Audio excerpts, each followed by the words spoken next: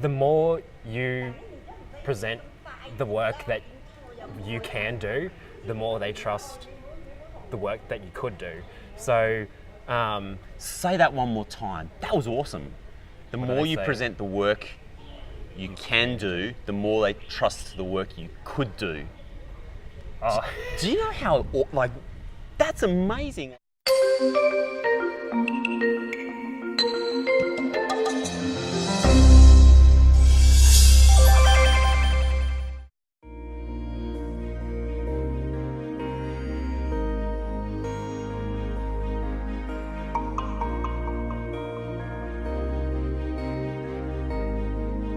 Hi, I'm Rob Malicki. Welcome to A Life That Travels. I'm with Julian Lowe from Queensland. And Julian, we're here at, what's the name of this monastery? Monastery at the Big Buddha, outside Hong Kong. Julian, you've been here studying. Yeah. And I want to start like with a bit of story because, you know, overseas study is such an incredible transformational experience, right? And everyone like will tell you, you know, you hear all this stuff about how amazing it is, but I actually want to start with something a bit different. And can you tell me about like, when you like hit the bottom on your experience here in Hong Kong? For me, like the bottom was right after uni. So I did 2 semesters of university at CityU up in Kowloon Tong in Hong Kong. And my first 2 semesters, I went through my first semester. I really wanted that exchange student experience where you just hang out with exchange students, you do all the touristy things, you just have that excitement, that novelty of everything Hong Kong, everything's like amazing. Yeah. That was my first semester. Second semester, well, from first semester to second semester, I got right after it, everyone went home. Like so few people do year-long exchanges. So right after that, I was like, oh, no friends this time. So I got to second semester, and I realized, hey, I need local friends, ones that will sustain through beyond. And then, so I just said to myself, I'm having a completely different experience this second semester. So I'm just going to try and make friends with all my classmates, and especially doing my course, which was energy and environmental, like energy and environmental science kind of course. It's a very small cohort at CityU, so it's quite easy to make friends and a great bunch of people. I got into hiking with them like every weekend. Epic. Lovely bunch. And that was my second semester. It was a completely different experience, but really seeing the local side to it, which is really interesting and fascinating people and fascinating experiences, especially compared to Australia, completely different country, different experience, different way of living. Then it got to after that semester, and then because I'd been through 2 semesters of just everything just going so fast paced, everything just one experience exactly crafted how I wanted it, another experience exactly how I wanted it to be, and then suddenly just getting to the end of that, everyone, again, I made also exchange students, friends as well. They all went home. I had my local friends, a lot of them went on exchange, and which was in a really selfish way, that was like, oh, I've just kind of put in all the effort just to make such amazing friends, to see you guys go as well, and that was a bit of a hit. And what happened next? So like, you know, so a visa run. Tell me, firstly, what's a visa run? Tell me a visa run. What a visa run. A visa run. So it's in Australia, talking about visa runs gets you into big shit. So what's a visa run here? Because it's super common, right? Yeah, super common. When you're not a PR, when you're not a citizen of the place that you're in, when you're a student or an expat, it's where you need to change your visa from a tourist visa to a student visa to a training visa, which is for internships, a training visa to a work permit to a student. It's changing visa to another visa simply because one's run out, or you just need to transition to another type. It involves going to other countries, going to another country. Sometimes it's having a nice holiday there. It's a good excuse to have a holiday. Perfect. Other times it's just like cross the border, turn around, go straight back in. So that's a visa run. Very culturally unique.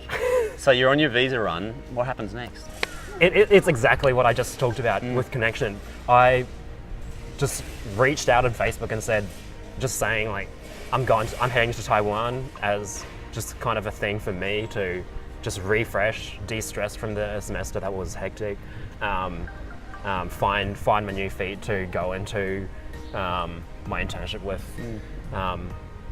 guns blazing. And so it was a really strange experience where I went to Taiwan. I had reached out to friends. I had just put an empty call out into the void kind of thing, and so many people had just popped up in my messages. And that's the great thing about social media. Everything's so connected, so people that you don't realize are connected with you, they are. Met some wonderful people in Taiwan, friends of friends, who even came to Hong Kong last weekend, which was an amazing, great way to catch up, because I don't know, they don't realize how much they meant to me.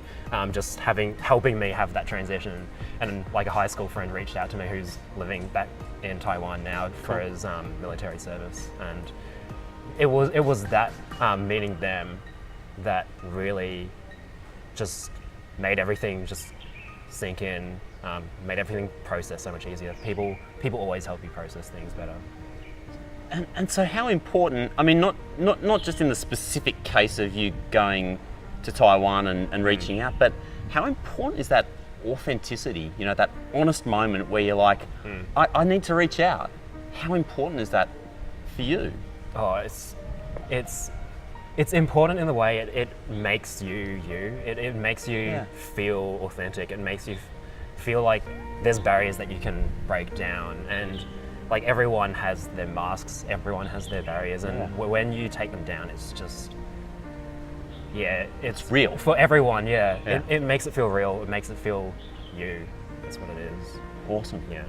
Thanks for sharing that. That's that's obviously something that's super personal for you, but I think it's so valuable for people to hear that kind of thing, because all we tend to see is the gloss and the glamour of travel and studying overseas Instagram. and stuff.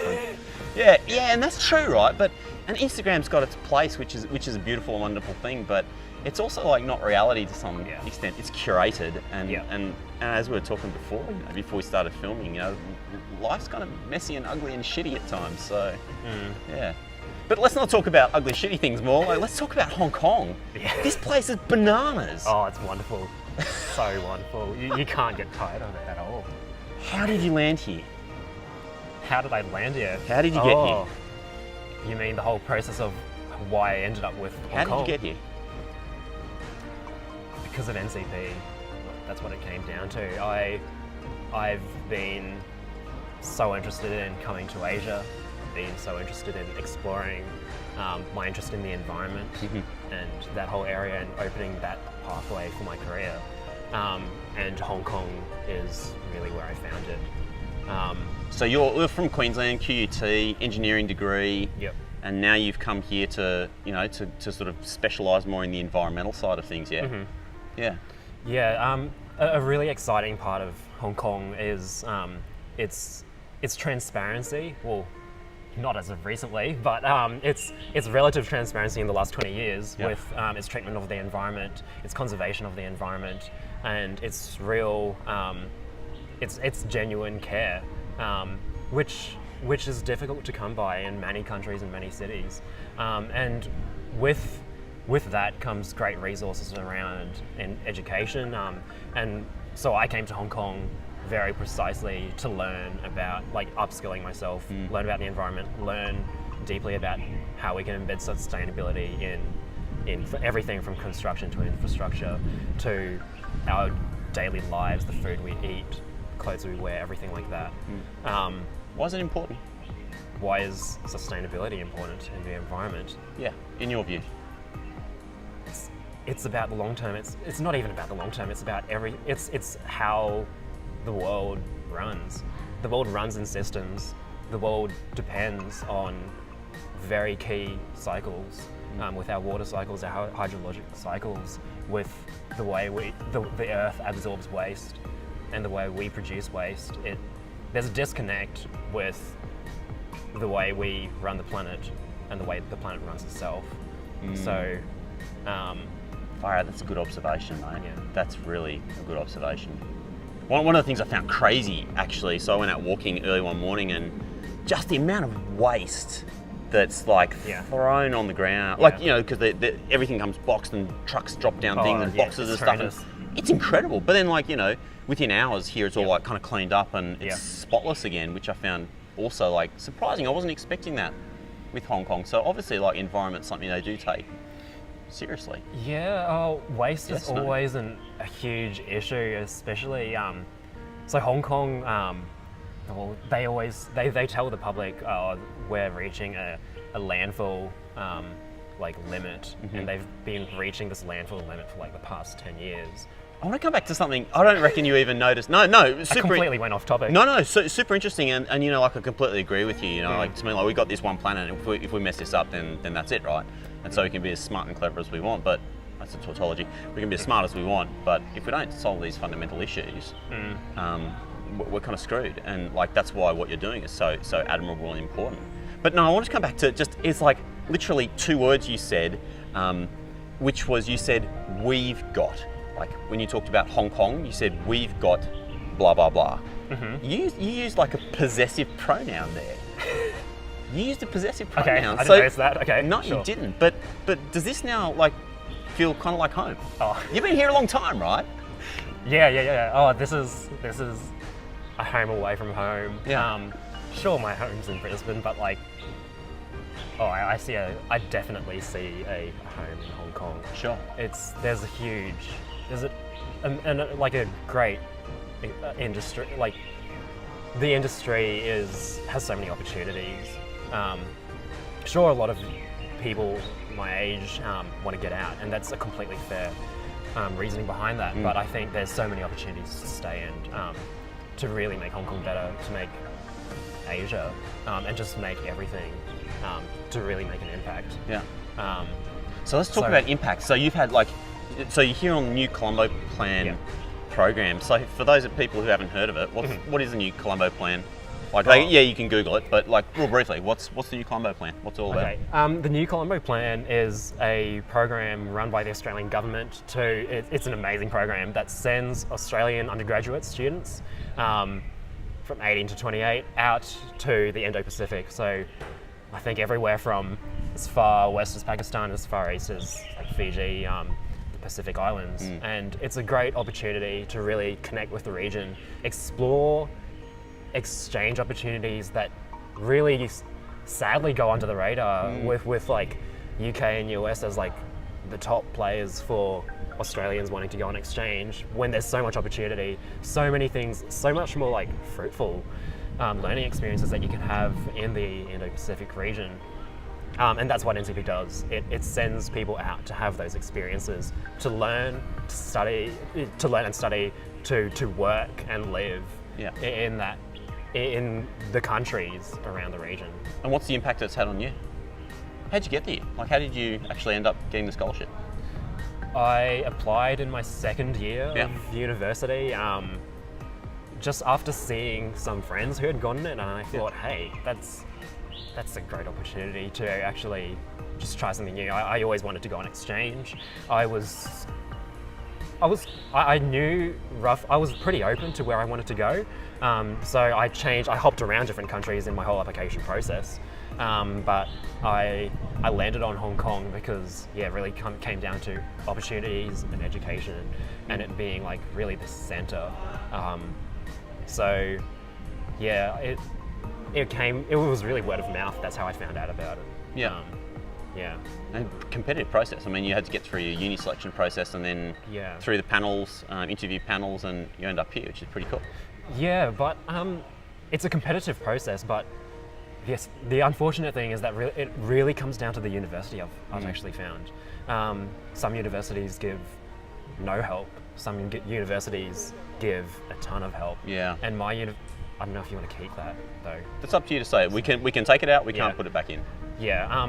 But yeah, my university, the people that helped were absolutely amazing, and that's why every year we, humble brag, but completely not, we get the most NCP scholars every year. Yeah, nice. So QT, they really understand why the opportunity is so important, and it's such a great opportunity. Yeah. And I really respect that, and of course I appreciate it a ton. But I think QTs really they helped you so much throughout the entire process. So for me, going through QT with all of its leadership programs that I latched onto, it was a really easy way to leverage everything, all my experiences at QT, and just the help that you get to apply and go through that competitive process. Sure, it's competitive and it's really tough, but I mean, it's an opportunity that's expanding and expanding and expanding, Yeah. so, which is really awesome. So I hope more and more people get to take the opportunity, because you can't miss it. Yeah. Tell me about the moment. So, you sort of said you wanted to go on exchange. Like, I know you're someone who's like super organised. You're like super organised and like plan stuff out, and that's a good thing, right? Like, honestly, that's a super good thing. Coming from someone who's like has lived most of their life kind of off the cuff sort of thing, being organised is something that I've actually had to learn, like attention to detail. But on the flip side, like, does something like this, was it intimidating as somebody who's like super organised to be like, wow, I'm really throwing myself into here where there's a lot of variables I can't control, Yeah. and I'm going to be out of my comfort zone, and that's coming. Oh, well, a part of being organised is you can plan everything out as much as you want, but you can also plan like how you're going to anticipate the learning. Yeah, nice. You can just prepare yourself in many ways. So sure, you can have really spontaneous experiences that are wonderful, but also just make you really scared and just like anxious about everything. But also, you can still prepare for that in many ways. So it's not really about, to me, it's not so much about just kind of going against my crazy, just completely ridiculous level of organization. But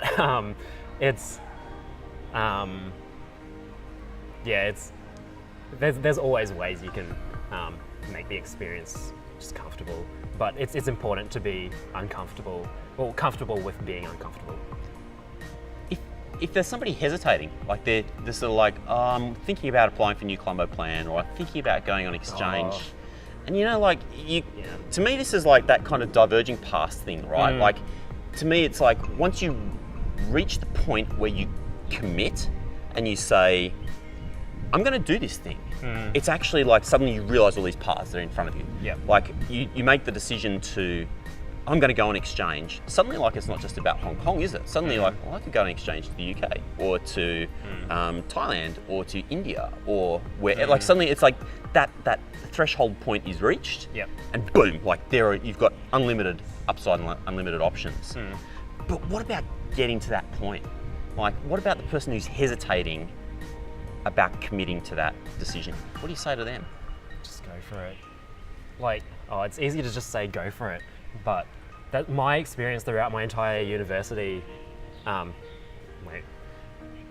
throughout my entire university experience, it's really about just being, here's an opportunity, you might as well. It's always been like you might as well try it. There's no harm in not.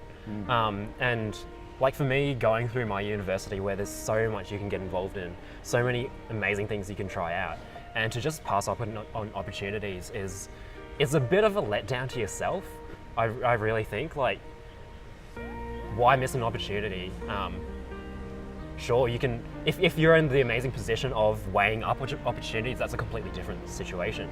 But if it's just like going along the same path, and then here's another opportunity that you can completely try something new, you might as well, if there's nothing to lose. I wanted to come back to what you were just saying before. Like, we were talking about like Hong Kong feeling like home. What makes this feel like? Okay, it's not like Australia is also home. This kind of feels a bit like home too. What makes Hong Kong feel like home to you? People. Yeah. Yeah. There's always friends you can make. There's always connections you can make, no matter where you are, I think. And it's the people that make you feel at home. Like, sure, the environment's completely different, and I live in like a shoebox, but like that's just part of it. And you can. There's always ways you can whinge about things, but there's always ways you can really. It's a choice to whinge about things, or it's a choice to really make do and adapt to it, and that's where it becomes home. because for me it's been, I get to a point where it's like I am no longer enjoying some part of Hong Kong, but why is that? Maybe it's just I need to change my mindset, and then that's where it really becomes home. So having friends and having people really cements it in. That's what it is. Tell me about that. So like you're overseas, changing that mindset, like when you're overseas and you're in the middle of it, like what's the pattern interrupt? How do you do that? You go for a walk? Is there something you specifically do? Like No. There's a visa run? Oh, honestly, that's probably it. No. Well, with any major changes, I've noticed with any major changes in anyone's life, like a change of scenery really does it, or a change of experience really does it. It's a hell of a bumblebee, isn't it? We've just seen, it was just like buzzing around your head. It's got to be like right in front of the camera. True story, and this is an aside, we're going to come back to like change of scenery. True story, this morning I was up on top of Lions Rock, which is a beautiful place outside, not far from downtown Hong Kong, and I was doing an Instagram live and I got stung by a bee on the back of my leg. It was epic. Yeah, I think it was pretty good Instagram live. Anyway, tumble down that mountain. But that's, yeah, and if you fall there, you're really stuffed. Pattern interrupt.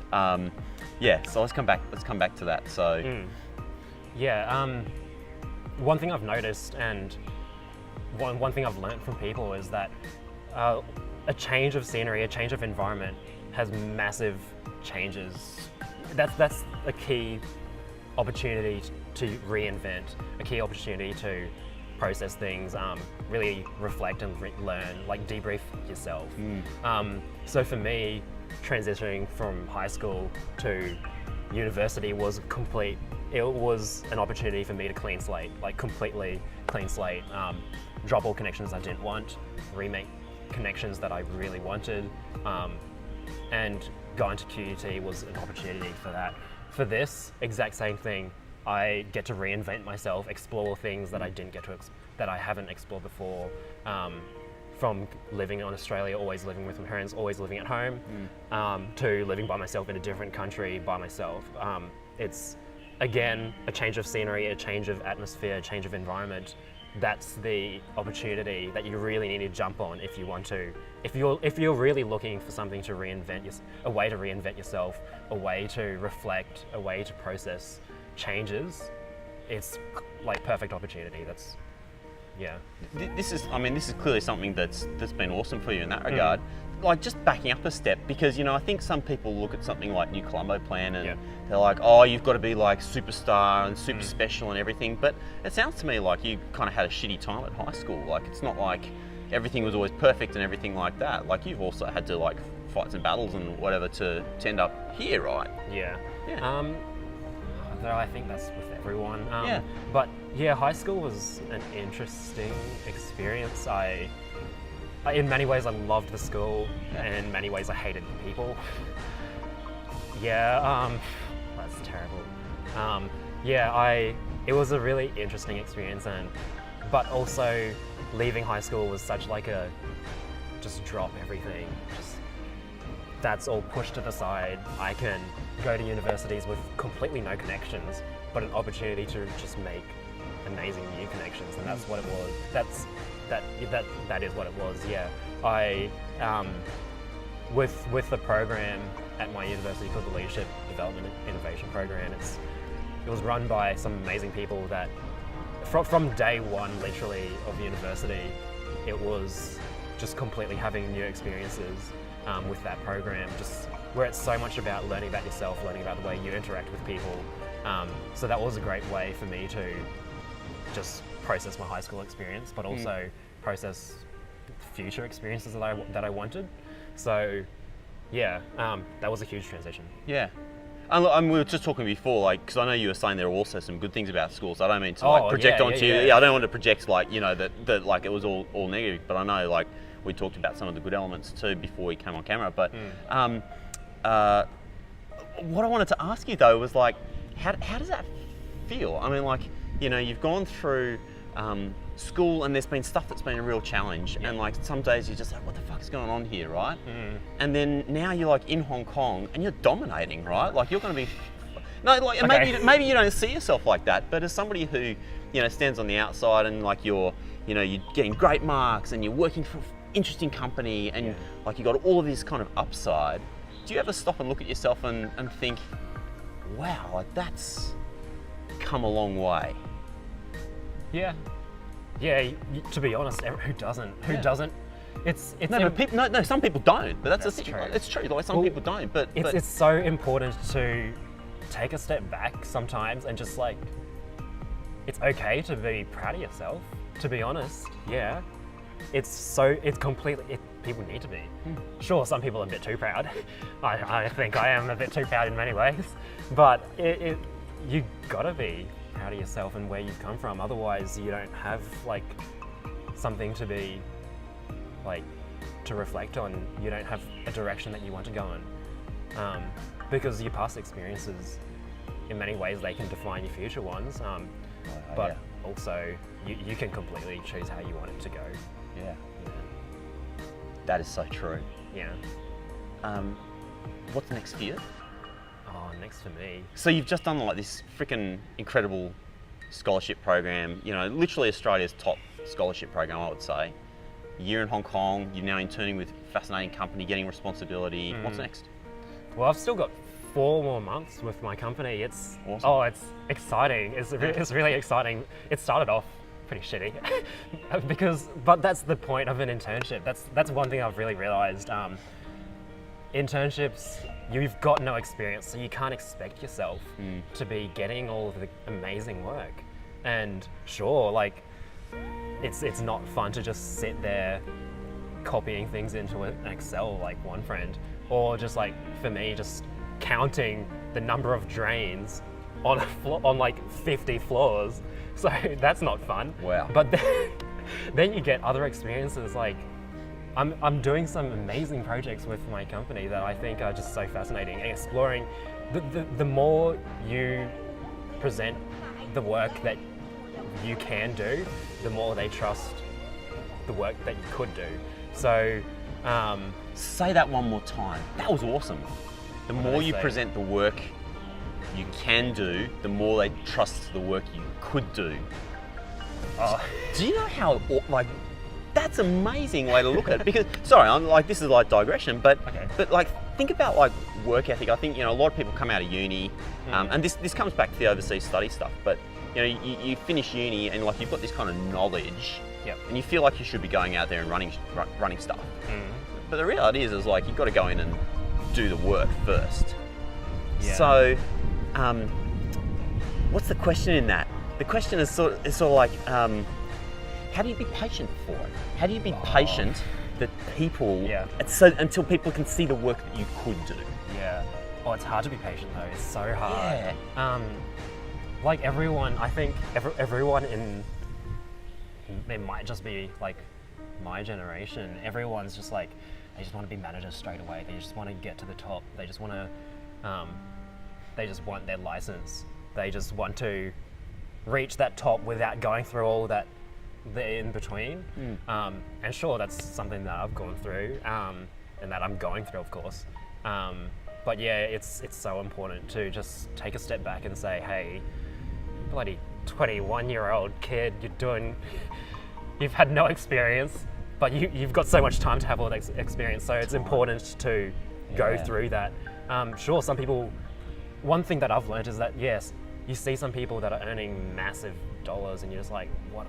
That's insane. Some like financial director by 25 kind of thing. But it's important to not get ahead of yourself, and that's what I've learned. Like, it's okay to take cuts to things like pay and work-life balance if it means in the long term this experience is going to really elevate you.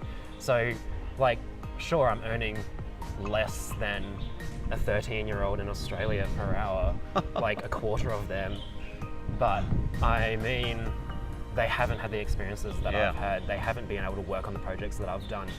They haven't been able to be that proud of writing that report that's just being implemented in that massive company in their sustainability guidelines. You can't they can't say they've done that. Whereas I've had that experience, so I don't know. I like some things are priceless. Yeah. It's funny. I feel like you focus on other people and you will always lose. Right? Oh, If you- yeah. True, Yeah. right? Yeah. And from what you're saying there, it sounds to me like that when you're talking about that sort of, and it's funny, we're sitting in a monastery to do this Yeah. to this interview, which is kind of cool. But like you forego the instant gratification of like more money now, but it's like a slingshot that comes back around, right? It's like you commit that year to like grunting it out in an internship on low pay. Yeah. But then whack, like the slingshot goes and like you're 5 years ahead. Well, like that's one of the real privileges of growing up in Australia, where you can actually have that choice and have that luxury. So you better exercise that luxury. So true. Really. So I'm in the amazing position of having the NCP scholarship, where I actually have that opportunity to say, hey, money is not an issue, because NCP is an enabler. It enables you to do things that money wouldn't allow you to. So if you don't make use of those make use of the experience, then it's kind of like a why. Yeah, enablers are so important. Like Yep. whether it's a scholarship from the government, whether it's like funding from mum and dad, whether it's the OS Help, loan scheme. There are ways to actually make this shit real. Would you have come to Hong Kong anyway? I think I know what the answer is, but would you have come? Yeah, oh, for sure. Yeah. I mean, it would have been a shorter experience. Yeah. But like, doesn't mean it would have been any less fruitful. Yeah. And I think that's the same for all the NCP scholars. They would have gone anyway, simply because, I mean, part of the process is going through this ridiculous, like, competitive process to plan everything out down to like exactly which professor you want to be with for this kind of subject, kind of thing. So it's amazingly detailed, but you've put in all the effort. So it's, in one way, it's you might as well when you've put in all the effort. So it's like a bit of a prideful way of just saying, I don't want to lose all the effort that I put in. Yeah. But it's also like, I was going to come to Hong Kong anyway, because, I mean, you apply, it's an opportunity to just explore something, and so you just might as well. Again, it's like another might as well, rather than just abandon ship and go somewhere else that you haven't planned as well. Yeah. And sure, planning is a big part of it for me, and just knowing exactly what I want to do. But I mean, I can still go through with it. So yeah. Yeah. I mean, it seems like you've changed a lot. I sat on your interview panel 2 years ago. I think it's incredible. But 2 years later, here we are, sitting in I know. frickin' Hong Kong, and you've shown me around today, which has been amazing. Like, we're sitting at the Big Buddha. This is like Hong Kong's blown my mind. But like, you've obviously changed a lot. Yeah. What do you say about the change? Like, what do you feel about that change? About like your resilience and the way that you've grown since you've been here? When you reflect on that, like, what does it do to you? Oh, that's a big question. I mean, like, with an experience like this, where you're just constantly, you're learning so much, and it's not all just like, obviously it's not all just like classroom learning. I love to read, of course, and I'm always still learning about my industry constantly, but at the same time, it's really about what you've been talking about, like the people you meet and the conversations that you have with them and the experiences that they've been through that you can learn from, and those kinds of sharings that have really connected. And the experiences that you go through and the ones that you live through, they change your perspective on just the world, the way things are run, the way you see yourself, the way you see your relationships, and everything like that. So yeah, it completely changes everything. And my view on that is that it's great. Like, it's so important to have these kinds of opportunities where you can see yourself grow. And then when you get the chance to finally reflect, like, I think it will take 6 months or more, like, constantly just reflecting. Once I finish this back in November, come November, like when I'm finishing it up and reflecting on my experience, that's a big it's a big thing to go through, and it's going to take a long time to process everything, see what I can learn, and like just debriefing yourself and just thinking about what happened and what did you learn and how you can apply that to your new, I guess not your new life, but like the life that you're returning to back home. Yeah. There's so much in that, and how you can really leverage the things that you've learned overseas. Do you have a process for that, like personal debrief? Is there something yeah. you consciously do? Oh yeah. You prepare to share? What do you do? This is my. Well, there's a way that I've learned just running like team debriefs. Yeah. This is a bit irrelevant though. No, But it's anyway, completely relevant. Yeah, Absolutely. I was taught a method of debrief called what, so what, now what. Oh yeah. Mm-hmm. You've learnt this too? Yeah. But a lot of people might not have Oh. heard that. So But this is about team debrief. But I also apply it to myself whenever I am kind of reflecting myself. It's a really good way of thinking about how you can learn from things and really actually apply them, rather than a lot of reflection kind of stops at the what happened and what did you learn, and it doesn't really go into the how you can use that learning. So for me, even though it's really structured around, it's a really simple but a really effective and it's a really simple and basic method of debrief, but it's really effective. yeah. Just going through what happened, like actually what are the experiences, just in description, that makes you just reconnect with the experience that you had. Yeah. So what happened, what did you learn, and what now? Like now what? How can you apply that to the new way you're going to operate? Whether that's as a team, if you're going to operate in this way because you've learnt from that experience, or if you're just reflecting on yourself and like, I've had that experience, how am I going to use that on my new experiences?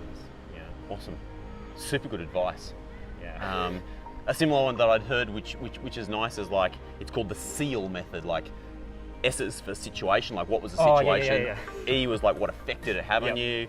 A is what action did you take, and L is what did you learn. So it's Yep. like a nice interview technique, which is good.